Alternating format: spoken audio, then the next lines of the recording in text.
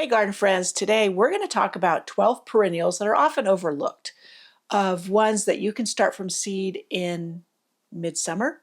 Right now for me it is July, but these could be sown in August, maybe even September, depending on your first frost. So let's get talking about 12 perennials you can sow in the heat of summer.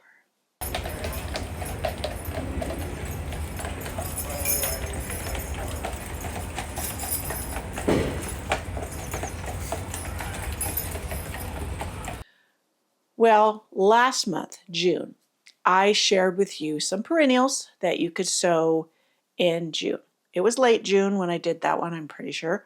And those could be sown in July. So go back and look at that video. I will link it in the description box below. So know that along with these that I'm going to mention today, you can also sow the ones we talked about last month. You can direct sow them in the ground, or you can start them in little containers. I'm out here today because I have a coneflower, Echinacea, I want to start from seed. It is called Green Twister. I had it 1 year. Gophers ate it. I loved that thing. So I'm going to sow the entire packet, see how many I get, and then I'm going to put them out in the garden before the first frost, probably 6 weeks before the first frost. I could direct sow them, but if I'm not real careful with covering things, the birds nip off the seedlings. So I don't have that many cages to cover things with right now. I just noticed they plucked off one of my pumpkin seeds I sowed in June, and I'm so mad. But yes, so that's something you think about if you direct sow out in the garden and you have bird pressure. They will nip off the young seedlings unless they're protected.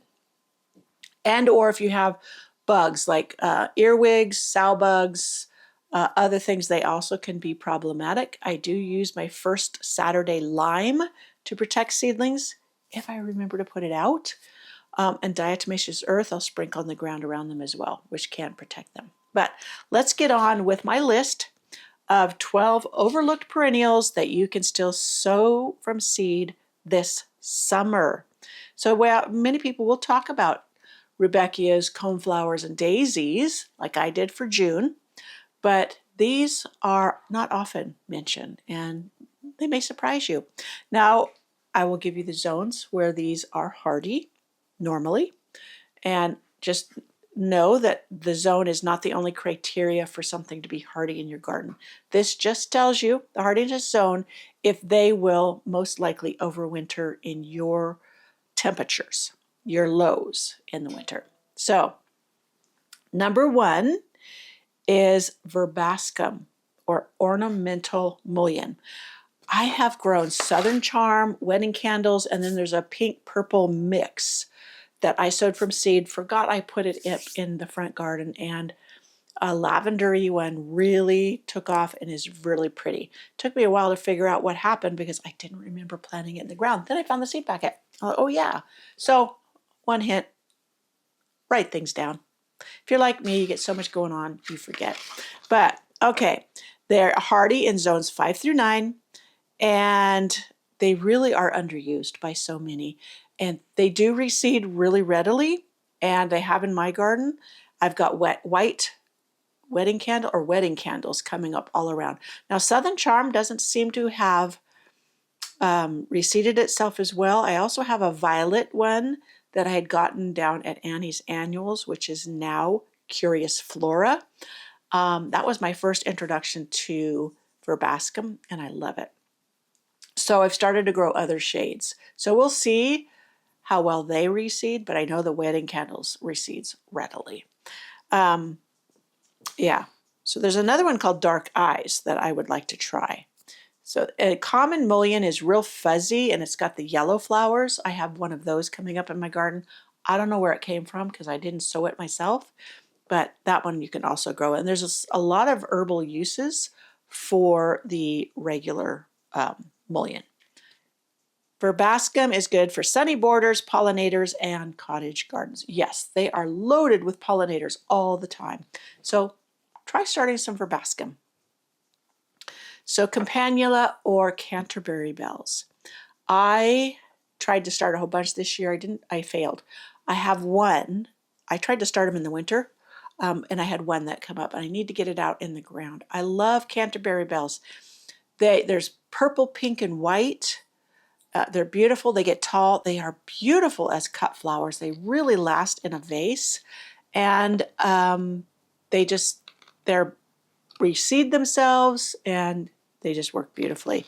Zones 3 through 8 is what they're hardy in, and the warm summer soil helps them to germinate quickly. And many people found that to be true when they went ahead and sowed some seeds in June. They're like, wow, the difference between trying to sow them in the winter months, even under lights, and compared to putting them, trying to sow the seeds now and get them to germinate, there's a dramatic difference, and it happens very, very quickly.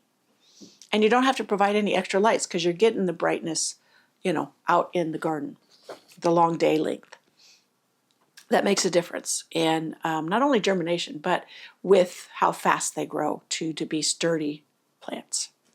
So number 3 is Agastache or Agastache, also known as hummingbird mint.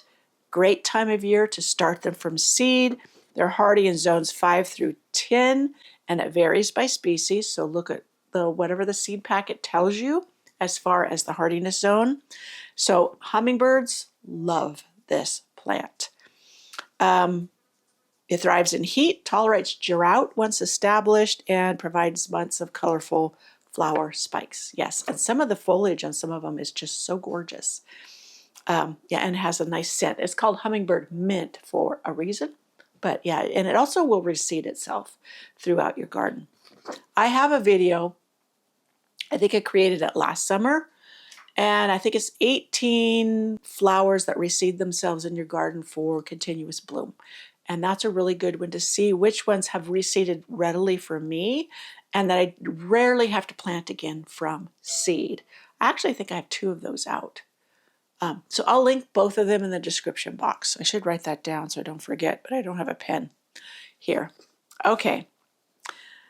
Sea holly, number 4, Eryngium. I love sea holly. I've grown it from seed. I've grown both the white glitter and the blue one. I can't remember what that one is. There's a lot of different shades of blue, but they're usually like a steel blue. Very spiky. Pollinators, absolutely love them. I saw pollinators that I had never seen on any other plant. I didn't recognize them, but they were all over the Eryngiums constantly. And so the Eryngium is hardy in zones 4 through 9. And I love the spikiness of it, and that color of blue you can't find in many other flowers. And the white ones are really pretty too. Really spiky, so the deer usually leave them alone. And yeah, because it stabs. I mean, if you touch them with your hand, they stab you. Sometimes germination takes a little bit longer, so be patient with them to get them going. But they love the heat. And if you sow them in July, it allows them to get established before winter snows hit. And so that's good because you want them to establish good root systems before the harshness of winter arrives. And that's true of most of these plants. Now some, and we'll talk about it at the end, you can continue sowing all up and through September, and I'll tell you why then. Okay, number 5, Feverfew. This is hardy in zones 5 through 9. I have been sowing a double one. I don't know if it came up. I need to check. So Feverfew is good. There's even one that's called Snowball, I think. I have it over there. Anyways, it's little pom-pom flowers. I have doubles, I have singles, but Feverfew really fills in, reseeds readily. Some people will call them a bully, but they're super easy to pull up if they come up in an area that you don't want them. And I often do that. I call it editing, and it works. So yeah, Feverfew makes an excellent cut flower as well. And if you use them as cut flowers, they won't reseed as heavily, which is probably a no-brainer for you, but I thought I'd mention that. Okay, number 6, Sweet Williams. I have Sweet Williams up in the front. They do beautifully for me. They're hardy in zones 3 through 9. They're called Sweet Williams for a reason. They're in the Dianthus family. Very easy to grow from seed, and it's wonderful to see the mix of colors you'll get from them. In fact, on one plant there was, what did you say, magenta, there was pink, there was white, all on one little cluster, and it was just gorgeous. It's often grown as a biennial or short-lived perennial, but it reseeds so well it acts like a perennial. And it forms leafy rosettes during its first season before producing fragrant flower clusters the following spring or early summer. And that means if you sow them now, they'll grow and then they'll actually bloom. If you started them like in spring, they don't typically bloom the first summer. So that's an advantage of sowing them now and letting them get going and then putting them out in the garden before your first freeze. And then by next spring, summer, you'll get flowers. All right. Now, Scabiosa, there is a particular one that is perennial. But I don't grow it. The others I've grown from seed, they're called hardy annuals. You can sow them now. For me in 8B, they will overwinter. Now this one is called, well, it is a pincushion flower. All of them are called a pincushion flower, but there's different varieties. And one is a true perennial. But there's many that are just considered hardy annuals through zones 3 through 8. Many varieties zone 9. It blooms over an exceptionally long season, attracts butterflies by the dozens.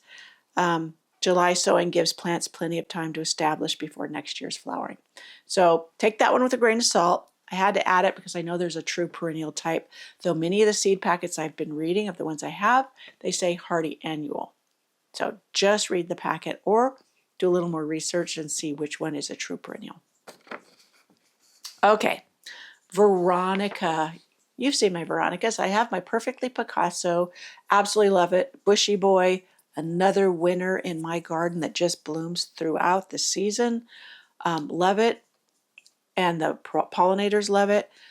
But the seed grown, those ones are actually hybrids. And then there's the seed grown, which they look alike. But the hybrids don't go to seed. So I do have to divide them from the ground. Zones 3 through 8. They develop sturdy clumps with upright flower spikes that bloom for weeks, easy to grow, and they are attractive to pollinators. It's another one of those plants that's constantly. I love them planted amongst all my other perennials. That spikiness just brings the spiky flowers, stems, some vertical interest, not tall, but amongst the other mounded plants. So you have different textures, heights, and flower forms. But Veronica do very, very well for me. You do need a deadhead to keep them blooming though. So Monarda, there's a lot of hybrids out there. My purple rooster is a hybrid. There's some shorter growing hybrids. The hybrids usually are more resistant to powdery mildew. You may want to go that route if you live somewhere that you have high humidity. But for other areas, like for my area, there's some seed-grown Monardas that are gorgeous. They're hardy in zones 4 through 9. They do. I just was watching out my front window this morning, and the hummingbirds were all over my Monarda or bee-balm. There is a new purple out. No, there's a magenta. I have red. There's magenta, and then there's the purple. There's a lavender one. I have one that's just getting started. But yeah, there's the native bergamot or whatever. That's a Monarda. So look up what is out there and what you can grow. And yeah, they are very rewarding. They do travel by rhizomes to spread, and they'll spread quite far, but they're super duper easy to pull up if they start coming up in areas you don't want them. And what I do when I pull them up, it has roots and everything. I pot them up and I give them to friends who want a tough plant. As far as deer resistance, mine have been resistant. But you know deer, sometimes they don't care. They will eat anything and everything if they are hungry enough. So keep that in mind. All right. So 11, Dianthus. Dianthus are in the same family as the Sweet Williams, but they're shorter, the ones I'm talking about now. And there's some that are called pinks Those are like very old-fashioned ones, and they bloom in the spring. They may rebloom a little bit later, like in the fall when it cools off again. But Dianthus are hardy in zones 4 through 9. They're compact, fragrant, perfect along pathways and border edges. July allows them to develop sturdy evergreen mounds before winter. So, good to know. Then there's asters. Zones, they're hardy in zones 3 through 8. And they are among some of the last flowers to bloom. So they carry the color on through the fall. I have some real pretty ones. They're about this tall. They're a beautiful purple. Just gorgeous. I also have taller ones that are like a magenta color, but they flop because they get so tall. The stems stay really floppy. So every year I have to support those. So yeah, this is a good time to sow asters for. Now the first year they won't produce flowers. Like if you sow them now this fall, you won't get flowers. You will get flowers the following fall. So just keep that in mind. All right. So here's some that are honorable mentions. I could maybe do a video later on about these. Maybe I'll even show sowing them, but I just wanted to get them out there so you knew about them. There's penstemon. Now some of these may have been on my June list. I didn't go back and compare. I just tried to walk around my garden and see the things I grew from seed. So penstemon, which is hardy in zones 3 through 9. Columbine, Aquilegia, zones 3 through 9. There's one I want to get. It's called something petticoats, pink petticoats. I had the blue ones that look very, I think that looks like a squish of whipped cream. But the pink petticoats is like white with pink, which is really interesting. Mine, I had pink ones, kind of a lavender pink, and I had blue ones, but they didn't have the contrasting white on them. I'll look at a picture and see for sure, but those pink petticoats really look neat. I want to get some seeds of that. Then there's Helenium, sneezeweed, zones 3 through 8. And I grew some. I had some that I had gotten, and I had them in my garden over by my Love Song Rose. I don't know. I moved them because they weren't the right color in that area. I don't know where I moved them to, and I haven't seen them coming up. So maybe if they get to bloom this year, maybe I lost them. Maybe gophers ate them. I don't know. But again, that hint, write things down where you've done them, with what you've done with things. Okay, geums. This is a new love of mine. I want to get some more seeds. I have Totally Tangerine, which is a hybrid that is you can't grow from seed, but I have Mrs. Bradshaw. I am so in love with those plants. I want more geums. They were sheer delight. They bloomed before anything else really did in the garden, and they're continuing to bloom, not as heavily, but yeah, they are just putting on these bright, beautiful red flowers, and I know there's other colors that I could grow. So geums, they are actually hardy in zones 4 through 9, and the little base of them, because they get these long stems for the flowers, but the base stays evergreen through the winter. Even here, until we had snow, it was just beautiful to see them out there in the garden. And mostly in the winter, we have a lot of snow, so I don't get to see them. But for those of you who don't get snow, they'd be beautiful out there and evergreen. Then there's Liatris, Blazing Star. I bought corms, and I have it out in my garden, and I love it. It's got these spiky purple flowers.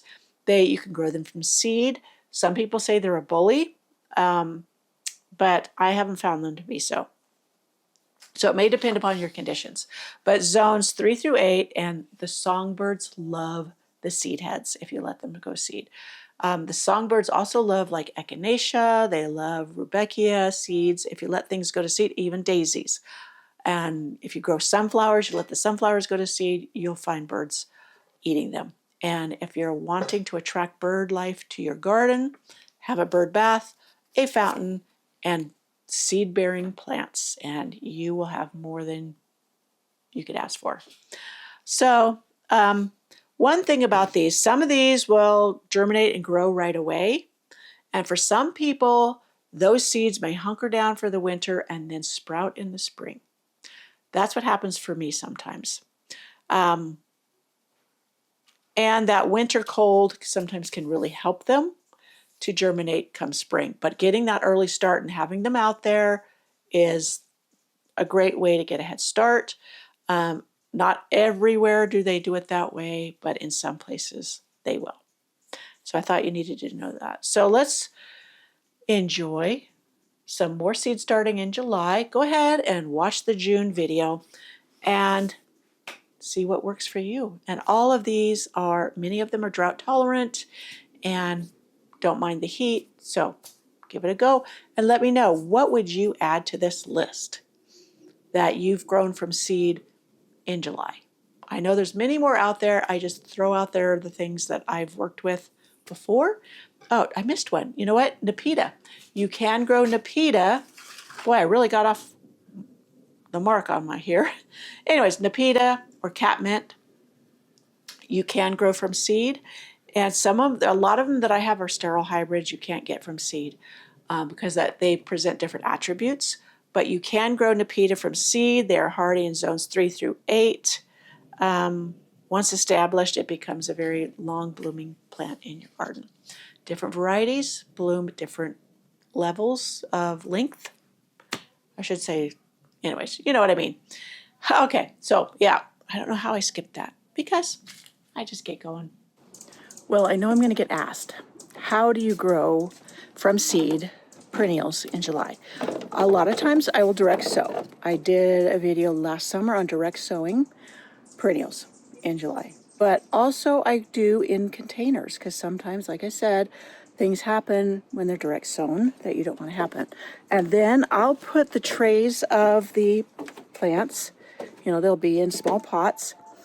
Once they germinate, sometimes I plant them in mass in a big container, and then I will individually pot the seedlings up into 4-inch pots, put them in a plant tray, and then I will set them out beside my studio in a part shade, part sun area. The sun is very early morning, and then the rest of the day it's in shade, so it gets a little bit of sunlight, but then it doesn't get scorched when it's hot. So I'm going to share with you kind of the area that I do that in, and so you can see. So you could do this outside. You could do it on a covered porch, you could do it in a patio area. You choose. Just remember, morning sun earlier is better, and then afternoon shade. So I'm going to turn you around, and we're going to look at the area that I set the trays in if I don't keep them in the greenhouse. Sometimes it's too hot in the greenhouse, so let's go. All right, this is my secret cottage garden, which you've seen a few times in my videos, doing tours. So right there is a container that I'm going to put that heuchera in the ground. You see there's one back there. This is a good spot for heuchera, but right in here, I would move this potted plant, and right here, you see there's a tray down there. And so the tray means keeps water where it could wick it back up. You don't let it set too long, but a big tray right there full of pots of germinated seeds, and then this gets morning sun, afternoon shade. And that's why the hostas do pretty good in here. Now you see some scorched leaves. That's because the sun being straight overhead gets a little on here, on these leaves, more than they should. But the sun's moving again in the sky, so it won't do that much longer. So this is a perfect area, and underneath the leaves is kind of where that tray would sit, so that it would get that shady, part shade, filtered light. So that's perfect area for the seedlings. So also we can walk up on my deck, and I can show you another area that I could keep them.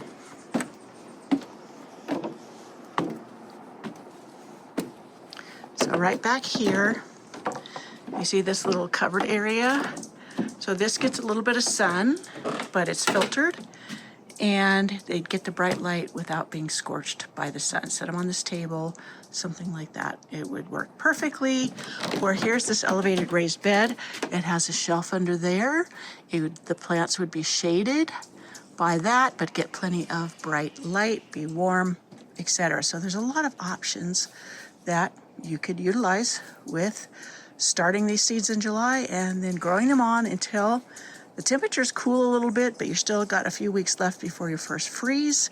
And you can put them in the ground and they will overwinter for you if these plants are hardy in your zone. So got lots going on out here. I got to get out here and water. Look at the poor things are wilting. All right, so I hope you enjoyed this and join me in my next video. Bye. Anyways, I wanted to update you guys that have been waiting for the letters from Flower Patch. I am so sorry that I've kind of fallen off the radar as far as that. Yeah, it is still in the works. What I'm really waiting for is this project with my husband. If it starts, I really am going to be chained to bookwork for a while. So I didn't know if I wanted to add that. Could I maintain my videos? Could I, I want to do some more in my studio. I want to get back to painting more. So I'm trying to balance out. Every time I think about it and I work on it a little bit, I am loving it. I so would love to do it. I think it would be fun, but I'm also trying to be real with myself and not overbook myself. And so I know it's kind of a teaser to throw something out there like that and then not ever do it.